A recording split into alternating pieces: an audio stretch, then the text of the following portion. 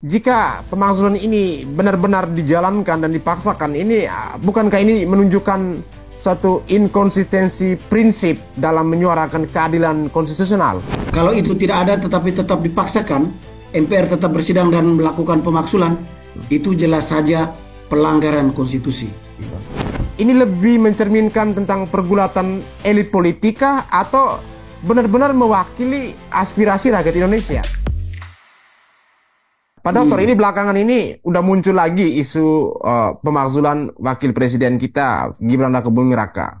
Nah, sebagai pertanyaan pembuka ini, kita melihat bahwa konstitusi kita memang memperbolehkan pemakzulan, tapi dengan syarat pelanggaran hukum berat. Tapi sejauh ini belum ada pelanggaran hukum yang disematkan kepada Gibran pasca pelantikan. Kira-kira apakah mungkin pemakzulan ini bisa terjadi ke Gibran? Secara konstitusi ya, Ya. memang agak berat tanpa pintu masuk seperti yang tadi dijelaskan oleh Irjan dalam pertanyaannya ya. Tapi saya lihat sepertinya para bapak-bapak purnawirawan ini sangat serius ya. Dan dugaan saya kecemasan mereka yang terbesar adalah jika ada satu hal di mana Pak Prabowo berhalangan tetap dan Gibran ini harus menjadi presiden kita, itu akan sangat berbahaya ya, karena dia sama sekali jauh dari siap ya, dari segala eh, kemampuan yang dia tunjukkan, cara-cara dia eh, melakukan fungsinya sebagai wapres akhir-akhir saat-saat terakhir ini sama sekali tidak menunjukkan dia siap untuk menerima tanggung jawab sebesar itu. Saya menduga itu kekhawatiran yang terbesar eh, dalam diri para bapak-bapak purnawirawan itu. Hanya memang sebaiknya memang kalau memang serius, ini sekarang sudah dibawa ke DPR ya, ke MPR malah. Ya, sudah di bawah Jadi DPR. saya kira mesti lebih bijak ya. Tidak bisa Hmm. juga kita memaksulkan tanpa landasan konstitusional yang jelas, karena itu menjadi presiden yang sangat buruk. Katakanlah kemarin kita semua marah karena Hmm. sepertinya ada rekayasa yang sangat Hmm. sangat nyata ya, yang sangat sangat jelas walaupun tidak bisa dibuktikan ya, Hmm. terjadi pelanggaran konstitusi ya Hmm. dalam proses pencalonan Gibran.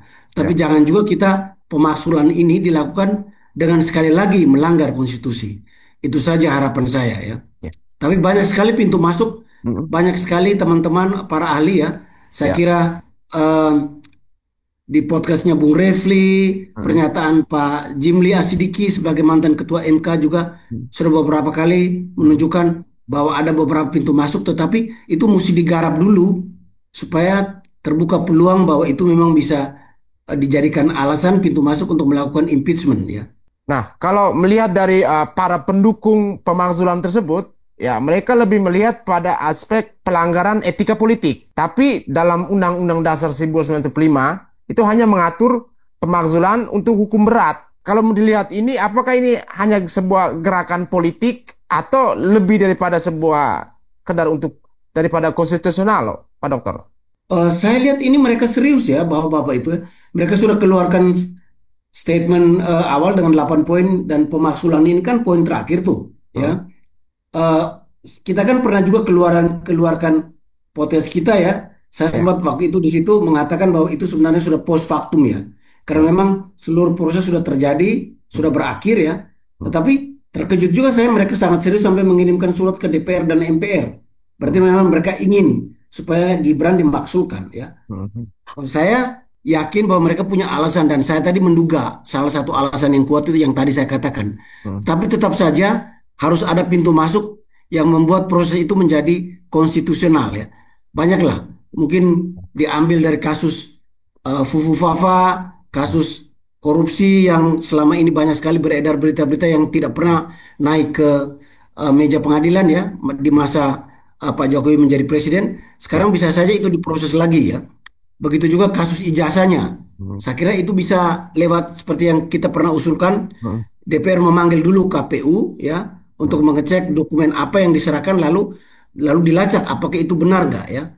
Saya lihat ada foto dari Wapres yang menggunakan titel BSC misalnya. Nah, Hmm. itu apa ada dasarnya? Itu pintu-pintu masuk yang bisa dipikirkan. Tetapi tetap saja ya, saya sangat sangat khawatir dan juga agak berkeberatan kalau proses ini dilakukan sekali lagi dengan melanggar konstitusi, hal yang dulu kita tentang dan kita marah ketika dia dicalonkan dan kita yakin itu melanggar konstitusi dan sudah terbukti dengan adanya pelanggaran etika berat ya. Ya. Sebenarnya pelanggaran etika berat itu bisa jadi Hmm. indikasi utama terjadinya pelanggaran konstitusi, tetapi waktu itu kan DPR kita tidak melanjutkan proses itu lewat hak angket ya. Jadi Ya. semua ini sebenarnya kesalahan kita juga ya. Bahkan kesalahan dari Bapak Purnawiran juga. Kenapa dulu ketika proses itu terjadi mereka tidak sekencang sekarang ya mencegah dia maju sebagai wapres ya. Oke, baik. Kalau kita melihat berarti soal kasus Fufu Fafa ini ya, dugaan ini kan artinya Pak Presiden Prabowo sendiri yang menjadi korban dalam akun tersebut. Tapi kan kalau kita melihat secara hukum bahwa Pak Prabowo sendirilah yang harus melaporkan kasus tersebut. Tapi sejauh ini aman-aman saja Pak Prabowo. Bagaimana Pak Dokter bisa melihat ini? Ya, itu memang delik, delik aduan ya. Jadi Ya. Pak Prabowo yang, tapi bisa juga itu dicari orang hukum lebih tahu lah. Dicari Hmm, hal-hal yang tidak masuk dalam delik aduan. hmm, Misalnya masuk dalam perbuatan hmm. tercela, ya. Oke. Saya dengar misalnya di situ ada, kalau memang bisa dibuktikan bahwa akun itu milik Gibran, di Hmm, situ kan ada beberapa video atau statement yang mengarah kepada hmm, apa istilahnya pornografi ya, itu hmm. bisa dianggap perbuatan tercela karena kalau itu dilakukan oleh seorang wapres ya. Bisa saja itu jadi pintu masuk para ahli hukum yang mestinya mencari celah-celah itu ya. Tetapi sekali lagi jangan tanpa alasan apapun lalu dipaksakan diturunkan, itu melanggar konstitusi. Itu presiden, sekali lagi presiden yang sangat buruk. Nah, kalau kita melihat soal siapa yang tampil paling depan ya, semula sekian ribu orang yang mendukung, terus beberapa ratus purnawirawan, sekarang sisa 4 saja Pak Dokter, yang melaporkan, menandatangani, membawa surat itu ke DPR. Kalau kita lihat ini mengapa justru kelompok purnawirawan TNI ini yang paling vokal dalam isu ini? Apakah ada agenda tersembunyi terkait perebutan pengaruh dalam lingkaran kekuasaan kah? Atau mungkin beberapa purnawirawan yang kini vokal soal pemakzulan dulu itu adalah bagian dari rezim yang tidak dikenal demokratis, atau bukankah itu bisa menjadi sesuatu yang menunjukkan apa inkonsistensi prinsip dalam menyuarakan keadilan yang konstitusional? Ya, bahwa mereka misalnya punya agenda politik saya tidak tahu ya. Tapi mereka-mereka ini kan orang-orang yang sudah sepuh ya. Hmm. Memang mereka mau masuk mengambil peran apa dalam misalnya kabinet atau misalnya. Saya tidak melihat itulah. Dan juga saya tidak melihat mereka punya motivasi materi misalnya ya. Mau mendapat kekayaan dalam dengan manuver ini, saya tidak melihat itu ya. Hmm. Mereka-mereka ini sudah pensiun lama malah ya, Hmm. sudah sepuh. Saya tidak melihat itu ya. Mereka mungkin punya keprihatinan yang memang didasarkan pada kepentingan nasional. Dan saya bisa bayangkan ya, kalau memang ada hal yang terjadi di luar harapan kita di mana dia akhirnya harus menjadi presiden RI, itu memang akan sangat berbahaya buat masa depan negara ini ya. Dipimpin oleh orang dengan kapasitas yang masih jauh dari siap seperti itu memang sangat berbahaya. Saya mungkin lebih melihat ke situ ya. Eh, Bahwa ini menjadi ciri dari satu rejim yang baru, saya juga tidak tahu ya. Rejim yang baru sekarang kan, kalau kita ngomong rejim, itu kan di Ya, bawah pimpinan Pak Prabowo ya. ya. Kita mengharapkan dia membawa warna baru di sini. Hmm. Walaupun memang banyak orang melihat bahwa beliau juga menjadi bagian yang sangat kental dengan warna Orde Baru ya. Tetapi saya percaya beliau adalah seorang intelektual, juga patriot, tidak akan begitu saja mengikuti alur dari ideologi Orde Baru dalam masa kepemimpinan beliau. Saya sangat berharap beliau membawa perubahan yang baik ya. Harapan tentu saja mesti tetap kita punya ya, Ya, baik. dan itu sangat tergantung pada Pak Prabowo sendiri. Baik. Nah, Pak Dokter, kalau kita melihat dari soal mekanisme pemakzulan ini kan ketika surat-surat sampai di DPR, dan kita tahu bahwa di DPR saat ini didominasi koalisi pendukung pemerintah, sementara proses pemakzulan ini kan membutuhkan dukungan 2/3 dari anggota DPR di sana. Bahkan kalau kita lihat wacana ini apakah hanya sebuah gerakan simbolis saja, dan kalaupun dipaksakan tanpa bukti hukum yang kuat, ini bisa menciptakan sebuah presiden yang buruk atau presiden yang berbahaya dalam demokrasi Indonesia. Bagaimana pandangan Pak Dokter? Justru di situ anehnya, Irjan. Jadi begini, ini kan sebenarnya secara kasat mata eh, melanggar konstitusi sebenarnya ya, karena tidak ada alasan konstitusional apapun. Hmm. Tetapi kenapa partai-partai pendukung koalisi Prabowo Gibran malah diam? Hmm. Mestinya mereka kan langsung bereaksi spontan menolak itu. Tidak ada satu partai pun, baik itu Golkar, PAN, Gerindra, ya, yang langsung dengan lantang mengatakan menolak eh, surat itu, menolak usulan pemaksulan itu. Ini justru aneh, ya. Bahkan sampai Pak Presiden pun saya tidak pernah dengar pernyataan yang dengan tegas mengatakan menolak pemaksulan itu, ya.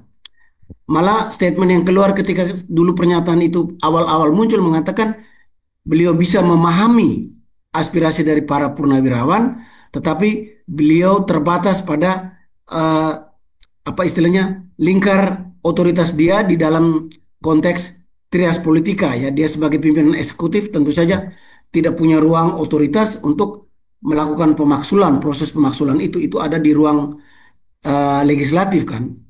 Jadi cuma statement itu, tapi tidak ada statement yang langsung mengatakan menolak usulan pemaksulan itu. Tidak juga keluar dari Golkar, tidak juga keluar dari PAN, tidak juga keluar dari Gerindra, tidak juga keluar dari Demokrat sebagai koalisi pendukung Prabowo Gibran. Ini bagi saya aneh dan mungkin itu juga ini salah satu alasan kenapa lalu para purnawirawan meneruskan aspirasi mereka itu sampai ke Senayan ya. Dan Senayan pun sampai saat ini tidak ada statement sama sekali yang menyatakan dengan tegas menolak. Jadi publik malah berharap akan terjadi proses di sana. Proses itu apa kita tidak tahu ya. Nah, kalau kita melihat usulan pemaksulan Wapres ini sejalan dengan kondisi saat ini yaitu mengenai ketidaksukaan masyarakat Indonesia pada Jokowi. Kalau kita lihat ya belakangan ini meningkatnya kritik terhadap mantan presiden kita Pak Jokowi yang muncul terutama dalam hal politik dinasti sebelumnya gitu. Apakah ini satu bentuk kekecewaan terhadap legasi Pak Jokowi lebih besar daripada kekhawatiran terhadap Gibran sendiri? Ataukah mungkin wacana ini sebenarnya adalah bentuk kemarahan yang tertunda? Saya kira dua faktor itu berperan ya.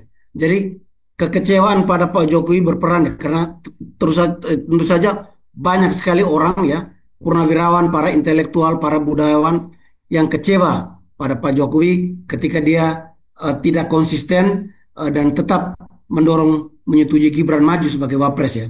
Eh, Kekecewaan itu memang lalu apalagi sekarang ditambah dengan tidak jelasnya urusan ijazahnya ya, yang makin lama makin berat dugaan bahwa ijazahnya itu palsu ya. Jadi orang memang makin kecewa.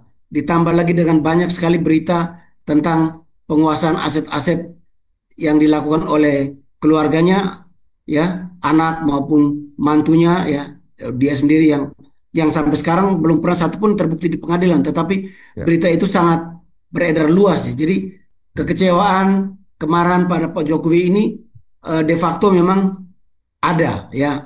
Dan itu bisa saja yang makin mendorong usulan pemaksulan ini mau mengatakan bahwa yang dilakukan oleh Pak Jokowi dengan membiarkan anaknya maju itu adalah salah dan sekarang saatnya dilawan.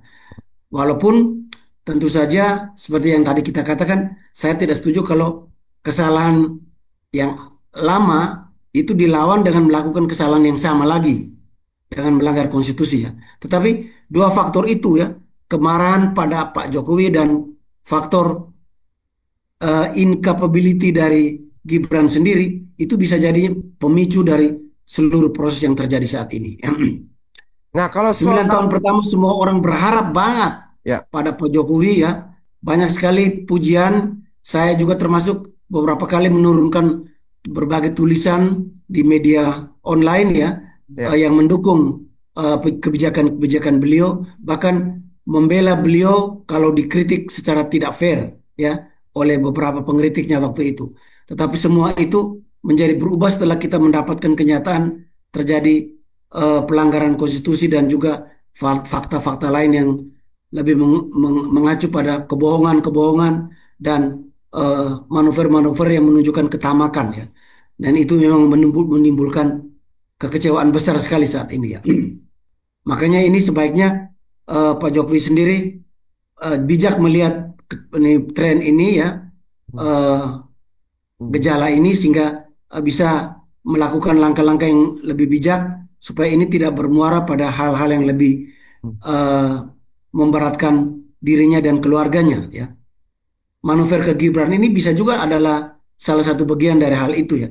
Selain tentu saja fakta bahwa Gibran sendiri memang kurang mampu menjadi wapres ya. Apalagi jika harus menerima estafet kepemimpinan jika memang saatnya tidak bisa dihindari. Itu sih. Bagaimana Jadi kalau dua soal faktor itu jadi kapabilitas ini, Pak Dokter? Jika kapabilitas ini perlahan diasah dalam perjalanan, apakah mungkin bisa ada satu possibility ke depan gitu terhadap Wapres Gibran? nah itu yang saya katakan di salah satu podcast kita sebelumnya kan. Ya. Pak Prabowo memberikan tugas yang ringan-ringan dulu yang tidak terlalu kompleks kepada Gibran. Gibran sendiri coba belajar, rendah hati, benar-benar belajar dari orang yang mampu, dan pilihlah orang-orang yang mampu mengajar dia, yang punya integritas, dan bukan menggunakan posisi itu untuk untuk memperkaya dirinya sendiri dan kelompoknya. Mungkin bisa, tetapi mungkin para purnawirawan ini melihat terlalu berisiko kalau menunggu proses itu dalam waktu yang lama ya. Bisa saja ya. Tetapi cara yang aman adalah seperti itu ya. Oke. Apalagi kalau sama sekali tidak ada pintu masuk yang membuka peluang konstitusional pada pemaksulan dia ya. Sebaiknya memang eh, apa dibiarkan waktu berlalu dan sama-sama berharap Pak Prabowo sendiri tetap fit, tetap siap untuk menuntasi masa Oke. jabatannya sebagai presiden ini ya. Nah, kalau kita melihat di momen yang bersamaan ini kan ada juga kebangkitan nilai di Orde Baru, di mana satu sisi ada usulan pemakzulan, di sisi lain juga ada usulan mengangkat Soeharto sebagai pahlawan nasional. Nah, kalau kita melihat, apakah ini menunjukkan sebuah pertarungan narasi sejarah yang lebih besar daripada politik Indonesia? Di sisi lain kan kita lihat terpilihnya Prabowo kemarin memiliki kaitannya dengan Orde Baru dan munculnya wacana rehabilitasi Soeharto yang terjadi hampir bersamaan. Dan kita, bagaimana Pak Dokter membaca fenomena ini? Apakah ini kebetulan atau terencana? Wah, itu mesti mereka yang bergerak di dunia intelijen yang bisa menjawab ya, karena itu pasti bergerak eh, Hmm. tertutup ya. Tetapi memang saya melihat, saya kaget dengan fenomena itu sih terus terang aja. Nah, beberapa teman yang menjadi aktivis 98 ya, sudah mengeluarkan rangkaian tulisan menentang Hmm. pencalonan Pak Harto sebagai pahlawan nasional ya. Dan saya memahami mereka punya sikap ya. Walaupun begini, saya ya walaupun waktu tahun 98 itu berada di luar dan bergerak di luar bersama teman-teman di sana ya, dari Jerman ya. Tetapi saya mau ngajukan pertanyaan kritis ke mereka ya. Jadi sebenarnya tidak usah terlalu ribut juga bahwa Pak Harto diusulkan menjadi pahlawan nasional dan kita nentang karena dulu kita berusaha menentang Pak Harto dan menjatuhkan Pak Harto ya bersama teman-teman mahasiswa di sini ya. Karena begini, kalau kita mau jujur, Bung Karno juga dijadikan pahlawan nasional dan Bung Karno itu juga dijatuhkan oleh gerakan mahasiswa ya, gerakan aktivis angkatan 66 ya. Dan kalau kita mau jujur terhadap sejarah, Bung Karno juga punya catatan-catatan kesalahan ya. Banyak juga pelanggaran-pelanggaran HAM pada masa beliau juga terjadi ya selama beliau presiden. Jadi sebenarnya buat saya sih sah-sah aja kalau ada usulan Pak Harto menjadi pahlawan nasional ya. Tinggal tim yang membahas itu menimbang dengan Arif mana jasa-jasa Pak Harto eh, yang apakah itu cukup menjadi pahlawan ya. Karena sebelum beliau jadi presiden Pak Harto itu beliau sudah jadi pejuang ya sejak masa kemerdekaan ya. Banyak catatan kan pemberontakan Andi Aziz ya di Makassar juga beliau yang menjadi komandan yang yang memberantas pemberontakan itu ya. Eh, Pembebasan Irian Barat ya waktu Ya, itu ya, benar. beliau menjadi Panglima Operasi Mandala waktu itu ya. Nah, kasus serangan umum 1 Maret ya, walaupun banyak yang mengatakan itu otaknya ada di Sultan Hamengkubuwono ke-9, tetapi de facto beliau yang memimpin di lapangan memasuki Jogja, menguasai Jogja selama 6 jam ya. Nah, itu catatan-catatan yang juga real dalam sejarah kita bahwa ada kesalahan pada masa Orde Baru dengan otoritarianisme bahkan yang cenderung militerisme pada saat itu Itu catatan kita ya, itu bisa dicatat dalam sejarah kita. Sama seperti banyak catatan penyelewengan di masa Soekarno juga masuk dalam catatan sejarah kita. Tapi tetap Bung Karno menjadi pahlawan nasional kita karena menjadi proklamator dari negara ini.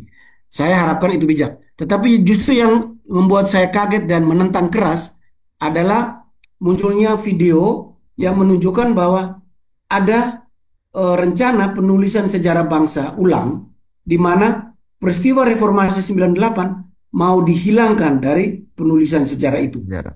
hilang dari sejarah bangsa. Nah, ini yang harus ditentang ya. Itu tidak boleh ya. Nah, kami kebetulan di Beril waktu itu lewat organisasi yang kami sebut API Indonesia, kami pernah mengeluarkan Hmm. manifesto kesadaran politik ya. Ya. Teksnya masih ada ya. Hmm. Ada 5 poin utama dan Hmm. poin pertama itu justru pelurusan sejarah bangsa karena kita melihat Hmm. dalam penulisan sejarah kita itu banyak sekali terjadi manipulasi-manipulasi Hmm. untuk kepentingan rejim yang sedang berkuasa ya. Hmm. Nah, kita harapkan sekarang pun jangan terjadi ya. Katakanlah kalau dalam pertimbangan yang arif Soeharto layak menjadi pahlawan nasional, ya kita terima ya. Tetapi kita akan menolak secara tegas, paling tidak saya lah, saya tidak berani mengatakan tidak. Ya. Akan menolak secara tegas jika peristiwa reformasi 98 itu hilang dari sejarah bangsa ya. Dihapuskan begitu saja. Itu tidak boleh sama sekali. Itu ditentang ya. Begitu saya kira Hmm. pandangan saya bahwa itu ada kaitan sangat bisa jadi tetapi Hmm. itu hanya orang-orang yang bergerak di bidang intelijen yang bisa nangkap gerakan-gerakan undercover seperti itu ya. Tapi bisa saja itu ada kaitan. Baik, Pak Dokter. Nah, kalau kita Ya. kembali lagi soal bagaimana motivasi dari purnawirawan ini, Pak Dokter, jika pemakzulan ini benar-benar dijalankan dan dipaksakan, ini bukankah ini menunjukkan suatu inkonsistensi prinsip dalam menyuarakan keadilan konstitusional? Oh, saya sangat setuju. Memang itu akan kalau itu dipaksakan sama sekali tanpa ada alasan yang diatur dalam konstitusi kita sebagai alasan-alasan bisa terjadinya pemaksulan, itu jelas bukan hanya inkonsistensi, itu pelanggaran konstitusi ya. Kalau di podcast kita sebelumnya tentang itu, kita sudah katakan bahwa itu sudah post factum sebenarnya. Nah, supaya bisa tidak post factum, supaya bisa relevan dengan kondisi itu harus ada pintu masuk dulu.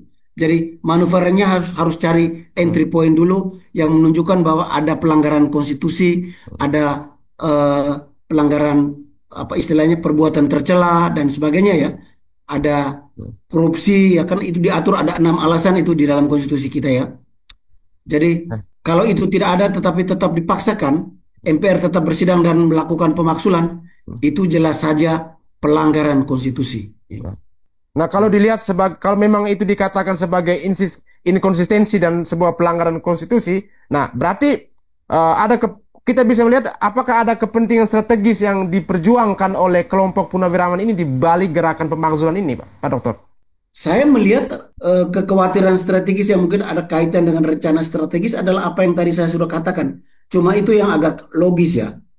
Kekhawatiran bahwa tiba-tiba kondisinya berubah, lalu dia harus menerima estafet kepemimpinan dalam waktu singkat ya, dalam waktu yang tidak lama. Oh, berarti Nah, itu melihat memang terlalu kondisi kesehatan berbahaya. Prabowo yang Dan, dimasukkan Pak Dokter. ya, kesehatan Prabowo tentu saja ya. Itu mungkin hal itu. Di luar itu saya tidak melihat ya. Di luar itu saya lebih cenderung untuk menunggu aja membiarkan Prabowo eh, mengambil langkah-langkah yang lebih arif, lebih bijak untuk Oke. eh, memberi penugasan kepada Wapres ini Hmm. ya dan juga meneruskan langkah-langkah strategis yang sudah sempat dilakukan oleh presiden-presiden sebelumnya ya. Saya sudah pernah sih menulis refleksi panjang mengenai itu dan harapan saya apa pada rejim pasca periode kedua dari Jokowi. Saya sudah pernah menulis itu ya. Ya. Saya ingat ya.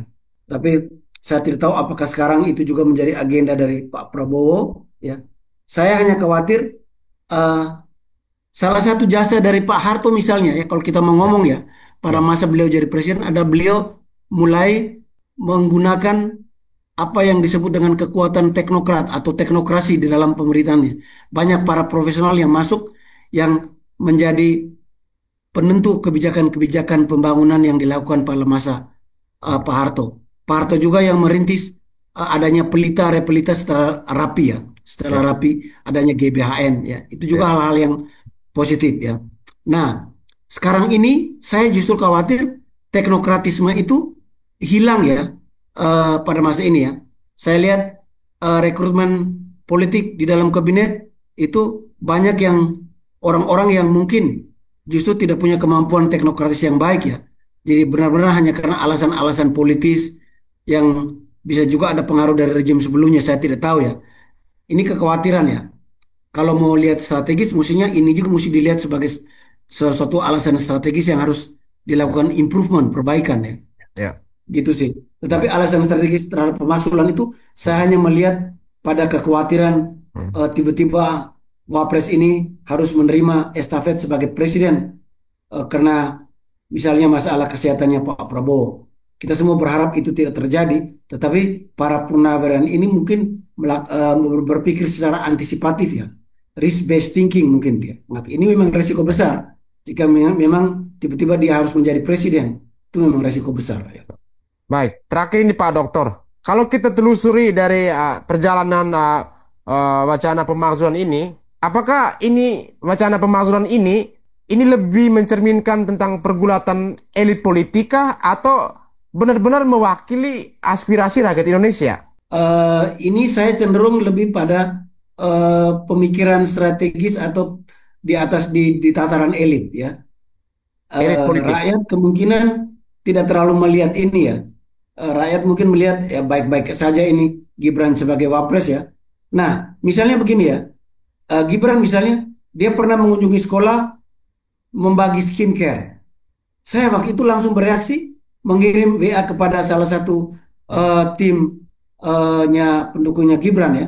Hmm. Tolong beritahu ke para penasihat Gibran dong, masa begitu? Mbok yang dibawa ke sana buku atau akses wifi gratis untuk sekolah itu atau seragam atau pembebasan eh, uang sekolah atau bantuan apalah yang lebih konkret. Masa bawa skincare? Ya. Oke, Nah, itu hal-hal yang menunjukkan bahwa dia sama sekali tidak siap jadi wapres ya. oke, Tidak siap untuk melakukan langkah-langkah yang benar-benar strategik ya. Nah, ini ya contoh kecil saja ya. Banyak contoh-contoh lain ya. Misalnya jawaban dia dalam satu wawancara dengan Najwa Shihab misalnya, ya bahwa dia tidak suka membaca misalnya. Itu buruk oke. sebagai wapres itu sangat buruk ya. Tidak cukup tidak pantas jadi panutan. Itu mungkin hal-hal itu yang juga memicu ya. Apalagi kalau membayangkan dia harus memimpin kabinet, memimpin delegasi Indonesia di pertemuan-pertemuan internasional, itu very risk ya, terlalu beresiko. Mungkin itu kekhawatiran strategik yang membawa para Purnawan itu kepada pemikiran strategik sehingga mendorong Hmm. pemaksulan dia. Tapi sekali lagi catatan saya, jangan sekali-kali inkonstitusional. Baik. Terima kasih banyak Pak Dokter. Pemirsa, mengenai isu pemakzulan ini, saya ingin mendapatkan pendapat Anda di kolom komentar.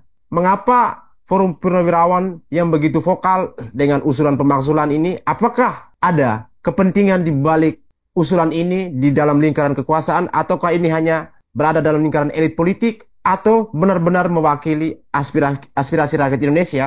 Tulis pendapat Anda di kolom komentar dan ikuti kami di episode berikutnya. Boleh saya sedikit Oke, komen pertanyaan nih Irjan kepada pemirsa itu. boleh, boleh, Jadi silakan. Nah, eh, kalau saya lihat ya hmm, banyak para pendukung Prabowo dan juga Pak Jokowi ya itu ya, yang mengatakan bahwa para Purnawaran ini adalah orang-orang yang kalah ya dan ini tidak perlu dengar ya. Jadi orang-orang yang dulunya eh, apa dan orang-orang yang juga tidak diberi hmm, kesempatan di dalam kabinet. Buat ya, saya itu tuduhan yang terlalu rendah ya, terlalu rendah. oke, Siapapun baik dia berada di kubu yang kalah hmm, ataupun di kubu yang menang punya hak yang sama untuk menyuarakan aspirasinya, punya oke, hak yang sama untuk meluruskan jalannya bangsa ini ya. baik, Jadi semoga para netizen juga dalam ya, menjawab pertanyaan Irjan jadi cukup bijak dan cukup komprehensif melihatnya. Itu baik, saja tambahan saya. Selamat baik. siang. Terima kasih sekali Irjan. Terima kasih banyak Pak Dokter. Pemirsa, ikuti kami terus di episode berikutnya dan tulis pendapat Anda di kolom komentar.